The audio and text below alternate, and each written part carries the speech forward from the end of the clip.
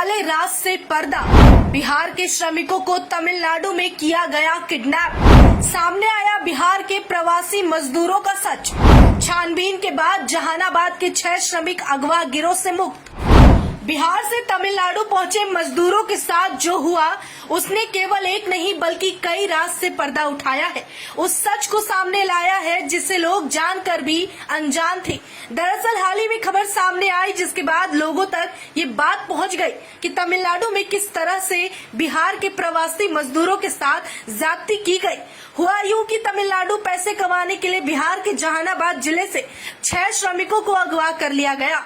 पूरे मामले की बात करें तो बिहार के जहानाबाद के गरीब मजदूरों को निशाना बनाया गया, उन्हें झांसा देकर नौकरी की बात कही गई और तमिलनाडु में उन्हें अगवा कर लिया गया।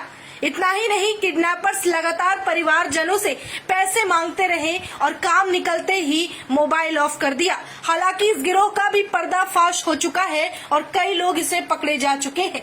मीडिया रिपोर्ट्स की माने तो ग्रामीण सह सामाजिक कार्यकर्ता राजेश कुमार ने बताया कि मेरे गांव के सदर थाना क्षेत्र के माबदा से जितेंद्र कुमार, विनय कुमार, चितरंजन कुमार, अशोक कुमार, वाल्मीकि कुमार और पवन कुमार काम की तलाश में 11 सितंबर को तमिलनाडु की रोड में पहुंचे थे। वहीं सभी 6 निर्माण कंपनी में काम करने के लिए तमिलनाडु गए थे। 14 तारीख को वहां पहुंचने पर बिहार के दलाल से उनकी मुलाकात होती है। वहीं पर वो जींस फैक्ट्री में 28,000 रूपए वेतन देने और काम दिलाने का झांसा देता है। 15 सितंबर को उन्हें झांसे में आकर वो सारे श्रमिक उस दलाल के साथ उनके बताए जगह पर चले जाते हैं। वहां पहुंचते ही दलाल अपने गिरोह की मदद से सभी श्रमिक को बंधक बना लेते हैं और उनके साथ मारपीट की जाती है और उन्हें अधमरा कर दिया जाता है। उसके बाद उनसे मोबाइल ले लिया जाता है और जो पैसे हैं वो छीन लिए जाते हैं। वहीं सूत्रों के मुताबिक एक श्रमिक के मोबाइल के बैंक खाते में 1.94 लाख रुपए मिलते हैं, जिसे जबरन पासवर्ड पूछकर अपने खाते में गिरोह ने ट्रांसफर कर लिया।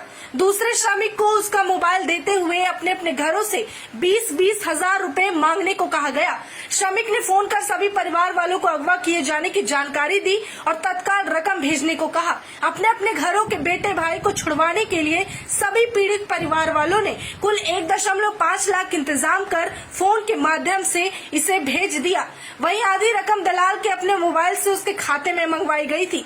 वही रकम जैसे ही दलाल तक पहुंचा उसके बाद सारे नंबर उन श्रमिकों के बंद कर दिए गए।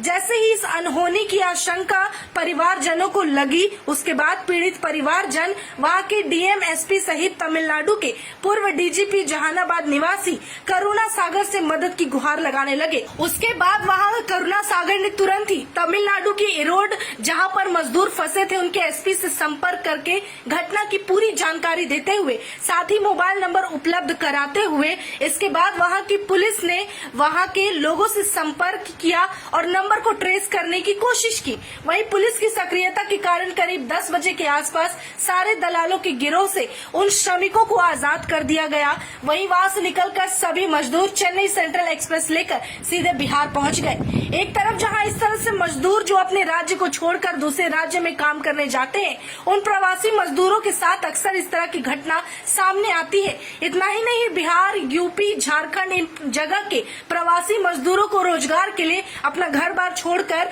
कहीं और जाना पड़ता है। वहीं आपको याद दिलाते चले कि इन्हीं सब मामलों पर अब सबका ध्यान खींचते हुए और अपनी राय रखी थी, अपनी आवाज उठाई थी मनीष कश्यप ने, जिसके बाद मनीष कश्यप को जेल हो गई। वहीं ये भी कहा जाता है कि मजदूरों के साथ जो कुछ होता है वो प्रवासी मजदूर अपना घर छोड़कर बाहर काम करने आते हैं और उन्हें कम वेतन दिया जाता है, उन्हें तकलीफ होती है और इस तरह के मामले भी सामने आते हैं। लेकिन इसके बावजूद सरकार इस पर ध्यान नहीं देती और इसी बारे में मनीष कश्यप ने वीडियो भी बनाया था जहां उसने सिर्फ ये कहा था कि सरकार को इन मामलों पर ध्यान देने की जरूरत है। हालांकि इसका परिणाम लोग जानते हैं, लेकिन देर सवेरी सही तमिलनाडु से इस तरह का मामला सामने आने के बाद सच सबको पता चल चुका है कि लोगों के साथ, खास करके प्रवासी मजदूरों के साथ इस तरह की दिक्कत अन्य राज्यों में, गैर राज्यों में होता है।